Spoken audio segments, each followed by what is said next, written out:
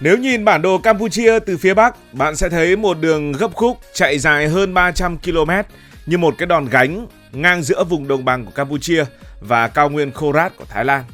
Đó chính là dãy núi Đa Rech, hay người Khmer còn gọi bằng một cái tên đầy phức tạp, đó là Chua Phanum Đa Rech.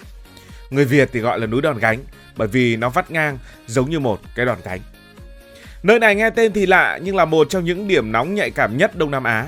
Nó đẹp, hiểm trở, chất chứa lịch sử và cũng là mồi lửa cho mối căng thẳng Thái Lan-Campuchia kéo dài cả thế kỷ. Đầu tiên hãy đến với những yếu tố địa lý của dãy núi Đa Rech. Dãy núi Đa Rech kéo dài từ sông Mekong ở phía đông sang tận vùng phía tây nam của Thái Lan. Nó không phải là một đỉnh núi thực sự cao, thực sự hùng vĩ, mà là một dãy núi xen lẫn với đồi cao trung bình từ 450 cho đến 600 mét. Điểm cao nhất của nó chỉ đạt có 761 mét so với mực nước biển và chiều dài là 320 km. Nghe thì có vẻ bình thường nhưng cái quan trọng ở đây là độ dốc. Độ dốc bất đối xứng, tức là một bên thì rất dốc và một bên thì chỉ lên từ từ mà thôi. Phía Thái Lan thì dốc thoai thoải, leo rất là dễ, còn phía Campuchia thì dựng đứng. Nhiều đoạn là vách đá đổ xuống vùng đồng bằng. Độ dốc của dãy Đa Rech chính là thứ đã tạo ra tính chất của một pháo đài tự nhiên mà hiếm nơi nào trong khu vực có được. Ở phía Thái Lan, sườn núi nghiêng nhẹ như một dải đồi nối tiếp nhau. Bước lên chỉ thấy đường thoai thoải và đi lên rất là dễ. Phía Campuchia là những vách dựng đứng. Có những đoạn đứng như là một bức tường, nhìn từ trên xuống là cả một vùng đồng bằng rộng mênh mông. Chính vì cấu tạo bất đối xứng này mà người nào đứng trên đỉnh Đa Rech có thể phóng tầm mắt sâu hàng chục cây số vào lòng Campuchia, quan sát từng con đường, từng thửa ruộng giống như đang xem bản đồ sống. Không khó để hiểu vì sao trong suốt hàng ngàn năm, từ thời Angkor cho đến thời hiện đại, dãy núi Đa Rech được xem như chìa khóa để kiểm soát biên giới. Ai giữ được núi, người đó nắm quyền chủ động. Ai ở dưới đồng bằng thì gần như là trần trụi, tức tầm nhìn và sức mạnh từ trên cao. Sự đối lập rõ rệt giữa vùng đất cao phía Thái Lan và đồng bằng thấp của Campuchia đã tạo ra những hệ quả địa lý kéo dài suốt lịch sử. Việc di chuyển từ dưới đồng bằng Campuchia lên đỉnh núi gần như là một hành trình leo vách đá, còn từ phía Thái Lan lại chỉ như leo lên một triền đồi. Chính sự chênh lệch ấy đã vô tình mang đến một lợi thế chiến lược cực kỳ quan trọng. Từ vùng đất của Thái Lan, việc quan sát, do thám, triển khai quân sự trở nên dễ dàng hơn hẳn. Và yếu tố địa hình cao nhìn xuống thấp này đủ để khiến Đa Rech trở thành một đường biên tự nhiên mà bất kỳ thế lực nào trong lịch sử cũng phải dè chừng và tìm cách kiểm soát. Đa Rech đã từng là một hành lang quân sự. Người Khmer thời Angkor đã đi qua dãy núi này để kiểm soát vùng Khorat.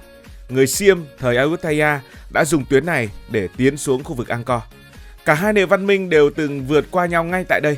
Và đó là lý do ngày nay, người Thái và người Campuchia đều xem vùng núi này gắn liền với lịch sử tổ tiên của họ. Và nói đến dãy núi này thì phải kể đến đền Previer. Vì sao người Khmer lại chọn đỉnh núi để dựng đền Previer? Và ngôi đền này chính là điểm nóng xung đột giữa Thái Lan và Campuchia. Đền Previer thì lại được dựng ở trên đỉnh cao chót vót vì người Khmer cổ tin rằng leo lên cao là đến gần thần linh. Leo lên cao là trục nối giữa đất, trời và con người, và thần Siva thì cư ngụ ở trên đỉnh núi. Bởi vậy họ xây một ngôi đền dài gần 800 mét trên đúng mép đá dựng đứng. Cho đến giờ vẫn có một câu hỏi lớn: họ vận chuyển đá, dựng cột và tạng tượng bằng cách nào?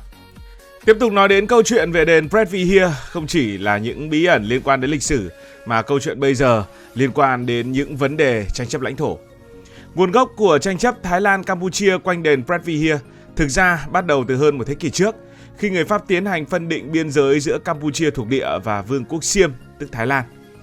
Trong giai đoạn 1904-1907, hai bên đồng ý lập bản đồ xác định đường biên, nhưng rắc rối nảy sinh ngay từ khâu kỹ thuật. Người Pháp vì nhiều lý do, từ khảo sát địa hình chưa chuẩn cho tới tư duy ưu tiên cho Campuchia thuộc địa, đã vẽ đường biên giới chạy dưới chân dãy núi Đa Rech. Điều kỳ lạ là ngay trên bản đồ, ngôi đền Previer lại được tô màu thuộc Campuchia, dù nó nằm ngay trên đỉnh vách đá, tức vị trí cao hơn và sát phía Thái Lan hơn về mặt địa hình. Thời điểm ấy thì Siam không phản đối, họ không chú ý hoặc không coi trọng một ngôi đền cổ nằm trên núi xa xôi hẻo lánh. Mãi đến giữa thế kỷ 20, khi ý thức quốc gia hiện đại và giá trị văn hóa lịch sử trở nên nhạy cảm hơn, Thái Lan mới nhận ra bản đồ lệch này ngày một bất lợi cho họ và từ đó bắt đầu yêu cầu xem xét lại.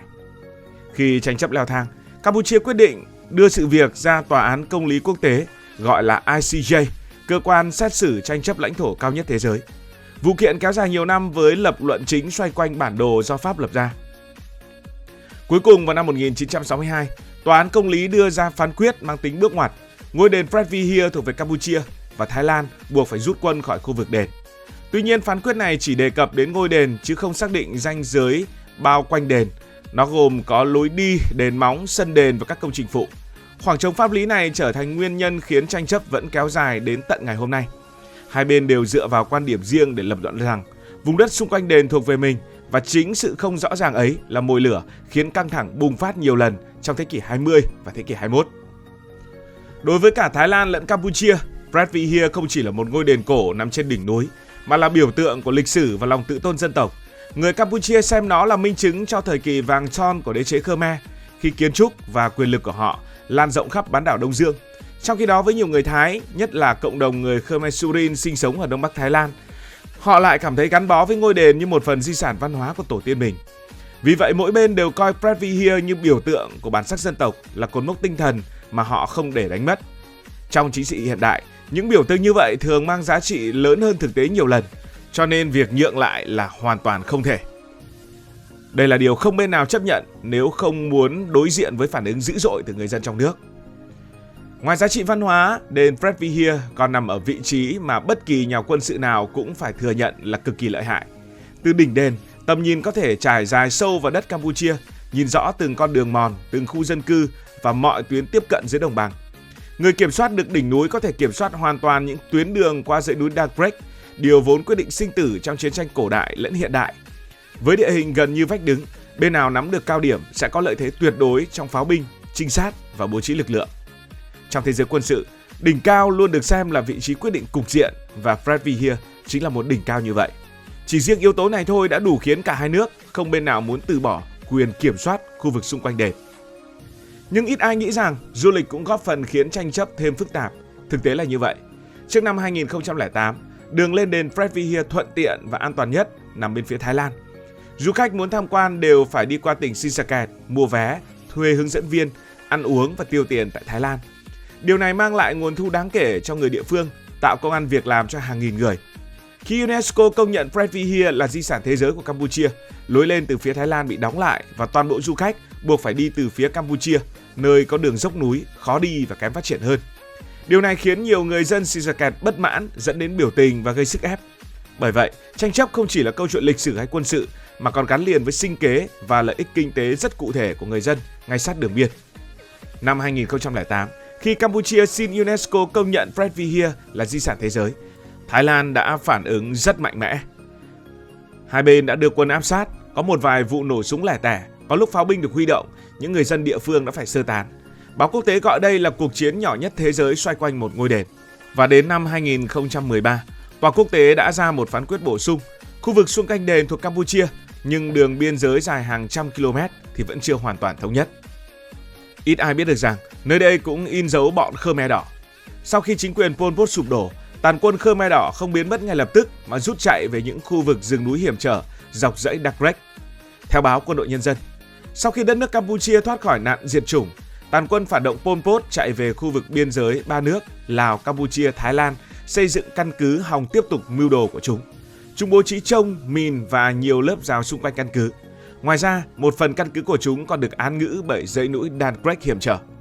Trong chiến dịch mùa khô năm 1984-1985, Trung đoàn 142 nhận lệnh hành quân tiến đánh địch ở căn cứ này theo hướng trực diện với dãy núi Dark Break. Sau khi nghiên cứu và khảo sát địa hình tác chiến, chỉ huy trung đoàn đã quyết định sử dụng các vật dụng có sẵn làm chiếc thang dây, gồm có 2 sợi dây hai bên là dây thừng, các bậc thang ở giữa làm từ cây rừng để đưa trung đoàn chinh phục dãy núi Dark Break. Hiện nay, tại Bảo tàng Quân khu 5 đang trưng bày chiếc thang dây được cán bộ, chiến sĩ Trung đoàn 142, Sư đoàn 315 sử dụng để vượt dãy núi Dark Break trong trận tiến công diệt tàn quân phản động Pol Pot và chiến dịch mùa khô 1984-1985. Cảm ơn vì đã quan tâm theo dõi câu chuyện này. Nếu cảm thấy thú vị, bạn có thể nhấn nút đăng ký kênh, bật chuông thông báo và chia sẻ. Còn bây giờ thì xin được nói lời chào, tạm biệt.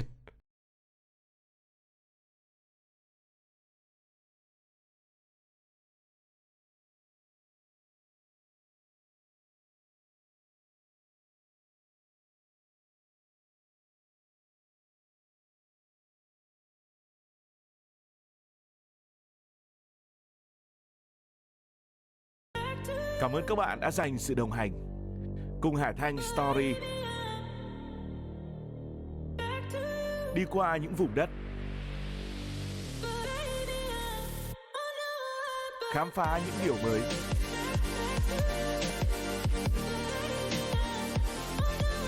Đừng ngần ngại, hãy để lại những góp ý và xin được hẹn gặp lại.